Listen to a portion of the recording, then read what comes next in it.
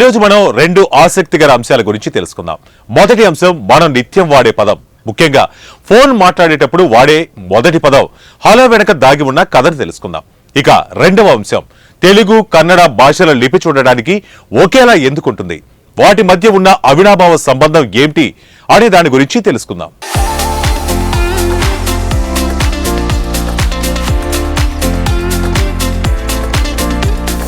Phone ఎత్తగానే మనం సహజంగానే చాలా అసంకల్పితంగానే హలో అని అంటాం.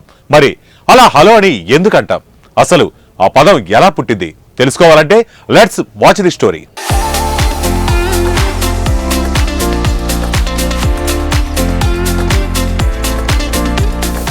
చేతిలో ఫోన్ ఉన్న ప్రతి ఒక్కరూ ఫోన్ ఎత్తగానే పలికే మొదటి మాట హలో. బయట కూడా కొత్త వారితో హలో అనే పలకరింపుతోనే మాటలు కలుపుతూ ఉంటాం.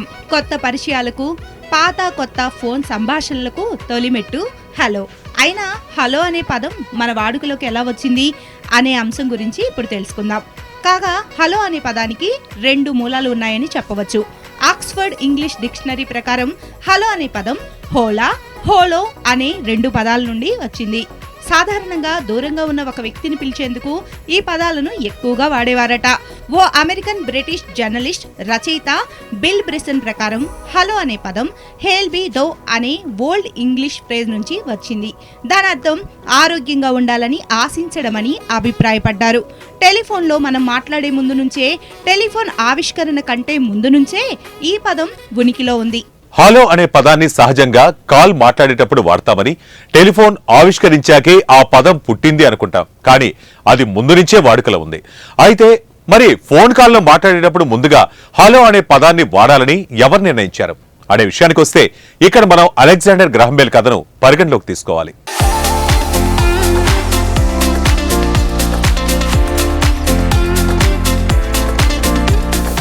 1876వ సంవత్సరంలో అలెగ్జాండర్ గ్రహం బెల్ టెలిఫోన్ ను కనిపెట్టారు. టెలిఫోన్ వచ్చిన కొత్తల్లో ఫోన్లో సంభాషణ మొదలు పెట్టడానికి ఒక నిర్దిష్ట పదమంటూ ఏమీ లేదు. కానీ టెలిఫోన్ ఆవిష్కరించిన గ్రహం బెల్ మాత్రం అహోయ్ అనే పదం వైపు మొగ్గు చూపారని హెర్బర్ట్ ఎన్ కాసన్ రాసిన ద హిస్టరీ ఆఫ్ టెలిఫోన్ అనే పుస్తకంలో పేర్కొనబడి ఉంది. కేంబ్రిడ్జ్ డిక్షనరీ ప్రకారం చూస్తే అహోయ్ అనే పదానికి ఇతరుల దృష్టిని ఆకర్షించడానికి వేసే కేక అని అర్థం. ముఖ్యంగా ఈ పదాన్ని పడవ నడిపే వ్యక్తులు ఎక్కువగా ఉపయోగించేవారట. అయితే ఈ హలో అనే పదం ప్రాచుర్యంలోకి వచ్చింది మాత్రం థామస్ అల్వా ఎడిసన్ కారణంగానేనట. అలా హలో అనేది మన రోజువారీ మాటల్లో ఒకటిగా స్థిరపడిపోయింది. హలోను 19వ శతాబ్దపు పదంగానే చెప్పవచ్చు. ఇక ఉచ్చారణ పరంగా చూస్తే ఇది ఖచ్చితంగా ఒక ఆధునిక పదం. ఇందులో మొదటి అక్షరం కంటే రెండో అక్షరాన్ని ఎక్కువగా స్ట్రెస్ చేస్తూ పలుకుతారు. అలాగే హలో అనే పదం స్థిరపడటానికి టెలిఫోన్ డైరెక్టరీలను కూడా ఒక కారణంగా చెప్పవచ్చు.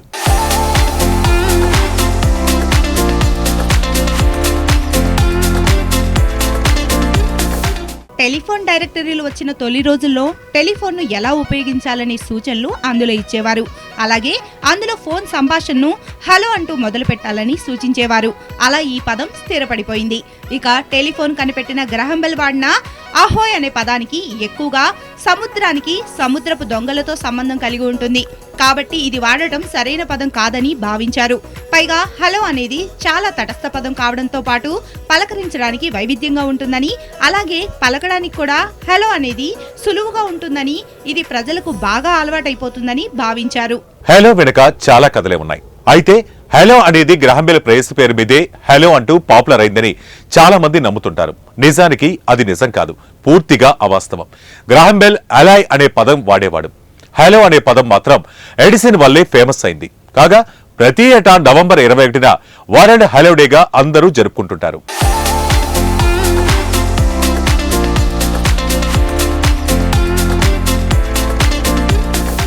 సంభాషణలు, చర్చల ద్వారా సంఘర్షణలను పరిష్కరించుకోవాలనే అవగాహన కల్పించడానికి వరల్డ్ హలో డేను ఒక అవకాశంగా వాడుకుంటారు. శాంతిని కాపాడటంలో వ్యక్తిగతంగా మాట్లాడుకోవడం అంటే పర్సనల్ కమ్యూనికేషన్ ఎలాంటి కీలక పాత్ర పోషిస్తుందో చూపడానికి ఈ హలో డేను అందరూ ఒక 10 మందిని లేదా అంతకంటే ఎక్కువ మందిని హలో అంటూ నవ్వుతూ పలకరిస్తారు. అలాగే యోమ్ కుప్పూర్ అనే యుద్ధానికి స్పందనగా 1973వ సంవత్సరం నుంచి ప్రపంచ హలో డేను పాటిస్తున్నారు. మొత్తం 180 దేశాలు ఈ హలో డే వేడుకను జరుపుకుంటూ ఉంటాయి. ఒక్కో ఇయర్ ఒక్కో థీమ్ తో ఈ హలో డే జరుపుకుంటారు. అయితే కాలం మారుతున్న కొద్దీ ఫోన్ పలకరింపుల్లో కాస్త మార్పు వచ్చింది. నేటి యువతరం వాట్సాప్ బ్రో, హే, హాయ్, గుడ్ మార్నింగ్ అంటూ తమ వారిని పలకరిస్తుండగా కాల్ సెంటర్ ఉద్యోగులు good morning, how can I help you అంటూ సంభాషణను మొదలు పెడుతున్నారు. కానీ సాధారణ సంభాషణల విషయానికి వస్తే మాత్రం హలో అనే పదమే అనాది ఆచారంగా నిలిచిపోయింది.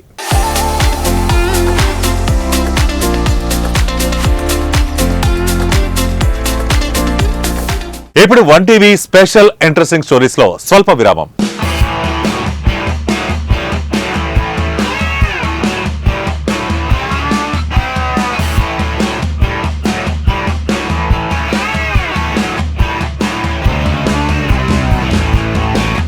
మీరు బిజినెస్ ప్రమోషన్ కోసం చూస్తున్నారా?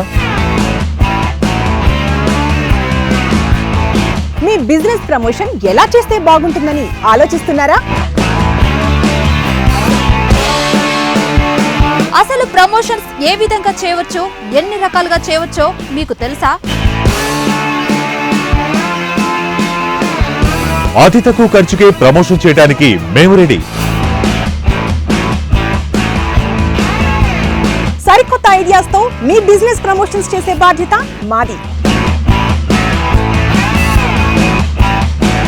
అయితే లేట్ చేయకుండా మమ్మల్ని సంప్రదించండి. అయితే ఇంకెందుకు ఆలస్యం, వెంటనే మమ్మల్ని సంప్రదించండి. మా టెలిఫోన్ నెంబర్ 9361845550, 04029354444.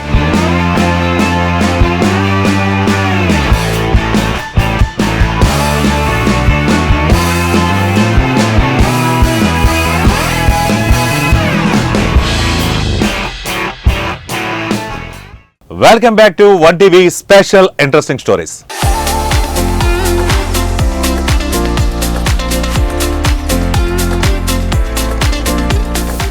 తెలుగు భాష చదవగలిగే చాలా మంది కన్నడ వాక్యాలను కూడా చదవగలుగుతారు.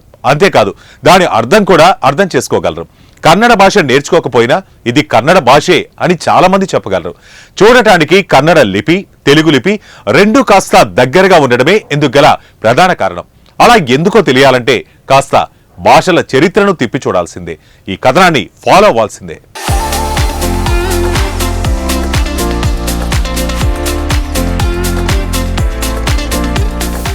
భాషల బట్టి చూస్తే భారతదేశంలో ప్రధానంగా 5 భాషా కుటుంబాలు కనిపిస్తున్నాయి. Indo European, Dravidian, Austro Asiatic, Tibet Burmese, Semito Hamitic. వీటిల్లో ఇండో యూరోపియన్ భాషా కుటుంబంలో సంస్కృతం, హిందీ, ఇంగ్లీష్, గ్రీక్, లాటిన్ వస్తాయి. ద్రవిడియన్ భాషా కుటుంబంలో తెలుగు, తమిళం, మలయాళం, కన్నడ, గోండి, కోయ భాషలు వస్తాయి. ఆస్ట్రో ఏసియాటిక్ భాషా కుటుంబంలో సంతాలి, ముండారి, సవర, కాశీ భాషలు వస్తాయి. ఇక తరువాత టిబెటో బర్మీస్ కుటుంబంలో మణిపురి, బోడో, త్రిపురి, టిబెటన్ భాషలు వస్తాయి. ఆ తర్వాత సెమిటో హమాటిక్ భాషా కుటుంబంలో అరబిక్, అరబీ భాషలు వస్తాయి. ఇలా వివిధ భాషా కుటుంబాలు ఏర్పడ్డాయి. ఇక తెలుగు, కన్నడ భాషల మధ్య పోలికలు తెలియాలంటే ద్రావిడ భాషా కుటుంబం గురించి తెలుసుకోవాలి. ఈ ద్రవిడ భాషలను మళ్ళీ 4 గ్రూపులుగా విభజించారు. వాటి గురించి ఇప్పుడు తెలుసుకుందాం.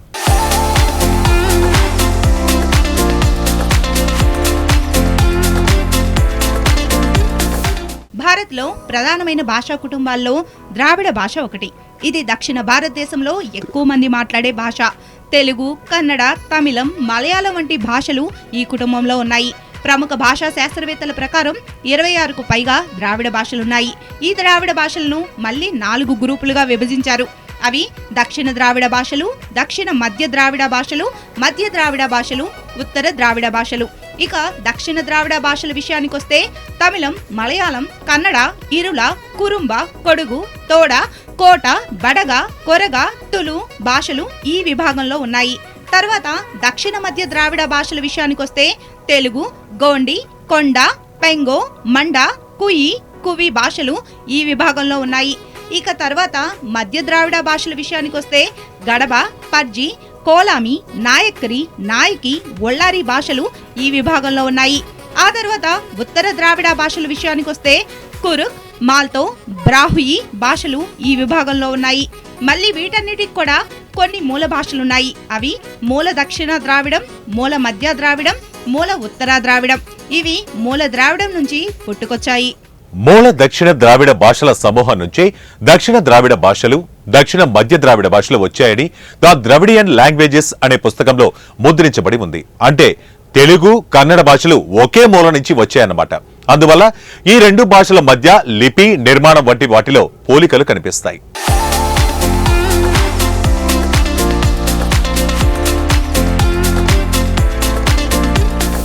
క్రీస్తు పూర్వం 3వ శతాబ్దానికి చెందిన బ్రాహ్మీ లిపి నుంచే ఇండో ఆరియన్ ద్రావిడ భాషల లిపులు వచ్చాయి.